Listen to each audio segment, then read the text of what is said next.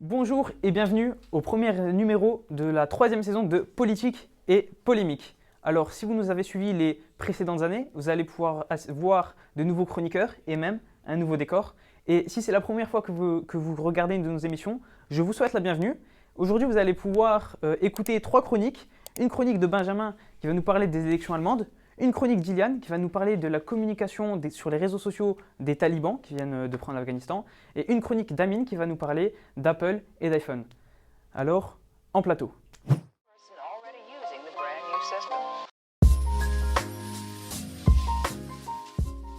Donc, on accueille Benjamin Macosso qui a décidé de nous parler des élections allemandes qui viennent de tenir place. Et oui, hein, les Allemands ont voté ce 26 septembre, ce dimanche 26 septembre, et ça va faire du changement après les 16 ans au pouvoir quasiment passés par Angela Merkel.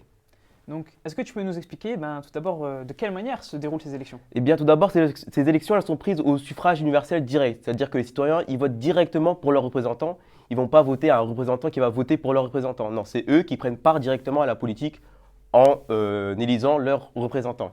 Ensuite, ces élections, et c'est la particularité des élections allemandes, c'est qu'en fait, elles n'ont pas permis directement d'élire le chancelier, mais plutôt de renouveler les sièges du Bundestag, c'est-à-dire l'Assemblée nationale allemande. Et c'est de cette manière donc, que vont se dérouler les élections. Alors, maintenant que ces élections elles ont lieu, est-ce que tu peux nous dire quels ont été les résultats? Alors, il y a différents candidats qui étaient en lice pour la tête du Bundestag, mais deux candidats ont tiré leur épingle du jeu. Donc, tout d'abord, c'est Olaf Scholz, donc c'est le candidat social-démocrate du CPD. Donc, c'est l'équivalent du centre-droit français. Donc, il faut savoir que c'est le ministre des Finances, mais aussi le vice-chancelier. Et il était déjà à la tête des sondages ces dernières semaines. Et c'est lui qui a été en tête, hein, avec des résultats entre 24,9 et 25,8%. Vient ensuite l'outsider, hein, le chrétien-démocrate Armin Laschet. Donc le parti chrétien-démocrate, c'est équivalent entre notre droite, notre centre-droite français. C'est le successeur d'Angela Merkel à la tête du parti. Et ces résultats, eux, sont donnés entre 24,2 et 24,7%. Donc maintenant que ces élections-là ont lieu, comment est-ce qu'on élit le chancelier? Alors il faut savoir que le chancelier est élu immédiatement lorsque ses résultats sont au-dessus de 50%. Donc là, on n'est pas dans ce cas-là. On remarque aussi que le démocrate Olaf Scholz, il a certes une avance, mais une légère avance face à Armin Laschet, qui d'ailleurs dit clairement qu'il se sent prêt à diriger le pays.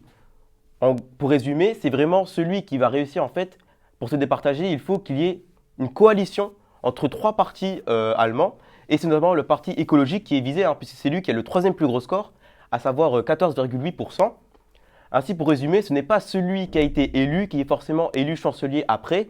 Il faut attendre que les députés du Bundestag aient élu leurs représentants, et ça peut prendre du temps, des semaines, voire même des mois.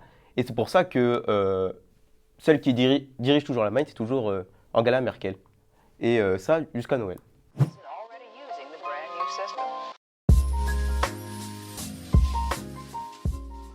Donc, on accueille maintenant Iliane qui va nous parler des talibans et plus précisément de leur communication digitale et sur les réseaux sociaux. Alors bonjour Amir, c'est exactement ça. Une stratégie de communication digitale qui a débuté il y a quelques années déjà, mais qui s'est intensifiée depuis la prise de Kaboul le 15 août dernier. Alors, cette stratégie d'exploitation de l'espace numérique, elle a commencé quand pour les talibans? Alors leur changement de direction vers le numérique ne date pas d'hier. En effet, cela s'est fait de manière progressive.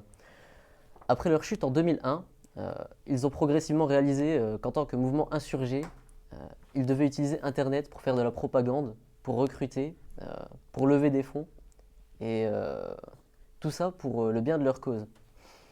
Ils ont alors créé en 2005 le site El Emara, disponible en pachtou, en dari, les langues locales, en arabe, mais aussi en anglais. Puis, dans les années 2010, ils ont complètement modernisé leur mode de communication en cernant les réseaux sociaux, notamment Twitter. Les talibans ont investi les réseaux sociaux pour moderniser leur image, accroître leur influence auprès de la population, et leur présence a aussi pour but de traquer via de faux comptes leurs opposants ou encore récolter des renseignements sur ces derniers. Donc, leur stratégie, c'est uniquement de la propagande et de la récolte d'informations, ou bien est-ce qu'il y a encore un autre but derrière? Alors, au départ, euh, leur première publication était essentiellement tournée vers de la propagande militaire, de guerre. Puis, seulement à partir de 2014, lorsqu'ils ont installé leur bureau politique au Qatar, à Doha, ils ont décidé de se servir des réseaux sociaux comme un outil pour faire de la diplomatie sur le plan international et adoucir et assainir leur image, entre guillemets. Pour leur grand, pour leur grand retour sur la scène mondiale, les talibans ont montré sur les réseaux sociaux une image plus moderne d'eux, afin de prouver au monde entier qu'ils avaient changé, qu'ils avaient évolué vers le numérique. Par exemple, lorsqu'ils prennent un selfie en train de manger des glaces, de faire du pédalo, de faire des tours de manège tous ensemble dans la joie et la bonne humeur, il y a un message clair qu'ils essaient de faire passer, c'est dédiaboliser leur mouvement et montrer qu'ils sont sympas. Donc, est-ce qu'aujourd'hui, on peut dire que cette stratégie de dédiabolisation de leur image, est-ce que c'est un axe majeur de leur communication? Alors aujourd'hui, les talibans font très attention à leur image. C'est un élément central dans leur plan de communication. Ils veulent rassurer, se montrer crédibles aux yeux du monde, car ils ont besoin d'une reconnaissance internationale et d'un soutien économique et financier afin de récupérer des fonds de la Banque centrale afghane qui sont encore bloqués aux États-Unis. Merci Amir. Merci Iliane, merci beaucoup pour cette chronique très intéressante. Bah écoute, ça m'a fait plaisir. De même. Already using the brand new system. Donc, on finit par accueillir Amine qui a décidé de nous parler d'Apple. Et alors, une question tout d'abord pour commencer. Est-ce que tu peux nous expliquer comment a été créé Apple? D'où a été créé Apple? Ok, très bonne question. Il faut savoir que Apple, c'est une entreprise américaine, multinationale, qui crée et commercialise des produits électroniques comme des ordinateurs, des MacBooks, des iPhones, iPads. Voilà. D'accord. Et depuis quand la société existe? Quand a été créée Apple? Elle a été créée depuis les années 1970, plus particulièrement en 1976, par Steve Jobs en Californie, sous le nom de Apple Computer. Voilà. Alors aujourd'hui, Apple, c'est évidemment une marque à très grand succès. Alors je crois que tu as fait quelques recherches sur d'où vient son succès et quelles sont ses conséquences. Est-ce que tu peux un peu nous expliquer ce que tu as trouvé? Ok. Bah, depuis que l'entreprise a évolué, on voit sa marque partout dans le monde, New York, Paris, Tokyo. Apple a réalisé plus qu'une simple domination technologique dans le monde. La société a réussi à obtenir une reconnaissance de rêve et de luxe à travers l'héritage du monde. Voilà. Alors, effectivement, L'héritage mondial. ouais. Et pour continuer, est-ce que tu pourrais nous expliquer pourquoi est-ce qu'aujourd'hui, tant de gens, et notamment des personnes jeunes, sont attirés par leurs iPhones qui sont pourtant plutôt chers? Ok.